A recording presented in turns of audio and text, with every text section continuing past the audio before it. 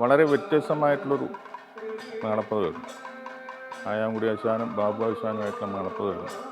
എനിക്ക് വളരെ ഗംഭീരമായിട്ട് തോന്നി. അതുപോലെ ആശാൻ്റെ കയ്യിൻ്റെ ശബ്ദം മേളപ്പദത്തിന് വളരെ ഗംഭീരമാണെന്ന് പറയണ കേട്ടിട്ടുണ്ട്. അന്ന് ഞാൻ മനസ്സിലാക്കി ആശാൻ്റെ ആ കയ്യിൻ്റെ നാദം, ഇടത്തെ കയ്യിൻ്റെ.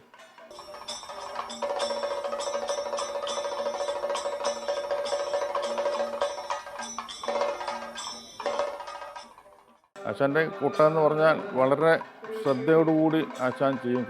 കളിച്ചു കൂട്ടണത് തെക്കനായാലും വടക്കനായാലും ഞാൻ ധാരാളം രാമകുട്ടിയാരാശാൻ്റെ വേഷത്തിനും കൃഷ്ണനാരാശാൻ്റെ വേഷത്തിനും തെക്കോട്ട് മടവൂരാശാൻ, ഹരിപ്പാടാശാൻ, തെക്കൻ ചിട്ടയായാലും വടക്കൻ ചിട്ടയായാലും ആശാൻ ഒരേപോലെ അത് വേണ്ട വിധത്തിൽ ആശാന്മാർക്കൊക്കെ ഇഷ്ടമായിരുന്നു എല്ലാവർക്കും.